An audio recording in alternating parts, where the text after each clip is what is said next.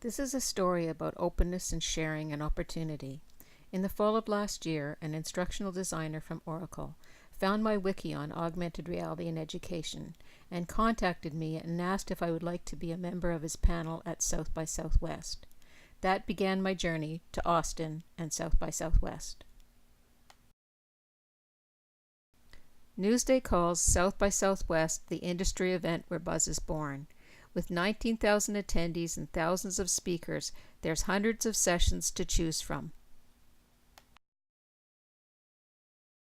One of the first things you might notice there is that everything is mobile and everyone is connected. It was clear at South by Southwest that the audiences were engaged, not only in what was being presented, but also in their own touchy-feely activities. Mobile devices ruled, whether they were iPhones, Androids, tablets, iPads, or laptops. Writing notes with paper and pen seemed decidedly prehistoric. QR codes were everywhere, and there was an app for just about everything that you could think of. Twitter provided an opportunity for two-way communication. If there was one thing that everybody was talking about, it was engagement, engagement, engagement. Marketers, game designers, web developers, educators, everybody wanted to know about engagement. And like magic, the answer appeared. It was games and gamification. Seth Prebash told us the last decade was the social decade. It was all about connections, and it was built on Facebook. The next decade, he said, would be about the game layer. It would be about influence, and we all would be involved in building it. The game layer, he said, could solve 5 big problems. The first problem is school. School, he said, is a game, but it's a poorly designed one. It has a perfect ecosystem, motivated players, challenges, rewards, rules, allies, enemies, levels, countdowns, incentives, and disincentives, but it has 2 big problems: a lack of engagement and cheating. What school has created, he says, is the moral hazard of gameplay. It has replaced the real reward, which is learning for learning's sake, with arbitrary letters.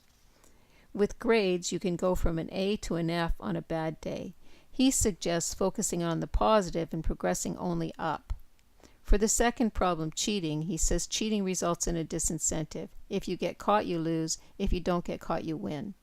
What Princeton did was to remove the teacher and the administrative oversight from the tests. But they asked students to write 2 things out: the honor code and to write and agree that complicity is a crime. The shift changes the game, says Prebash. It puts the students in the role of enforcers. Jane McGonigal, author of Reality is Broken: Why Games Make Us Better, believes that game playing is not a waste of time, and it can be productive. Humans invest 3 billion hours a week playing games. Jane McGonigal says we need to invest more time. The problem isn't with games, she says, it's with reality. It's broken. Reality needs to offer the same kind of motivation that games do. It needs to have the same kind of addictiveness, happiness, success, and productivity. Games create positive emotions, engagement, relationships, meaning, and accomplishment. What we need to do, she said, is repackage real problems. As an example, she talked about Evoke, the 2010 game she created with the World Bank Institute. In the 10-week pilot, 20,000 students from 130 countries got involved, creating 51 real companies around the world, funded by global giving. Top players earned online mentorships with social innovators and world business leaders, seed funding, and scholarships. I enjoyed many of the sessions on games and their potential, but I certainly wasn't ready to go as far as one gentleman and the herd of others in the session Learning 2025, who declared after working in groups that the #1 way to fix school was through games. It seemed to me they had drunk the Kool-Aid.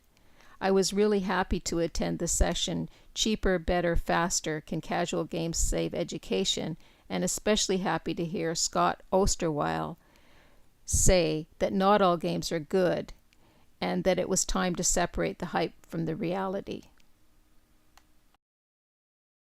Osterweil says that games provide the 5 freedoms: the freedom to experiment, the freedom to fail, the freedom to fashion identities, the freedom of effort, and the freedom of interpretation. Games don't have to be just candy, they can be gourmet.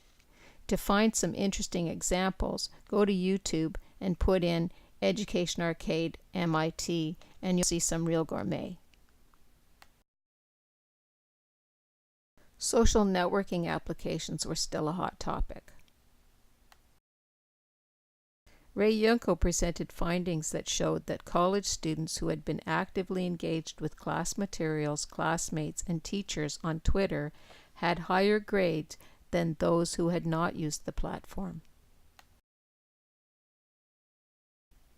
I learned that Skype could be used for more than long distance.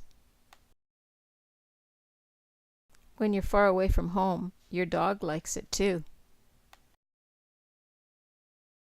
2 theater companies, one in Austin and one in London, created a play that was 80% scripted and 20% improv, determined by the live and internet audience on Skype and Twitter.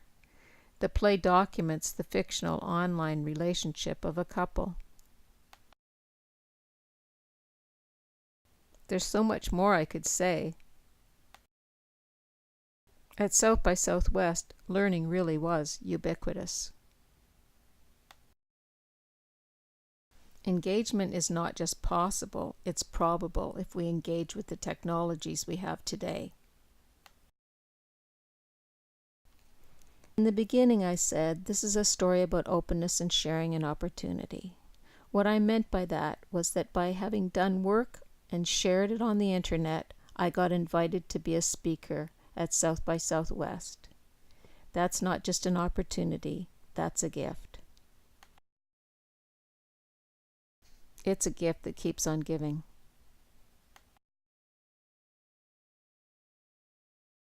To learn more, follow these links.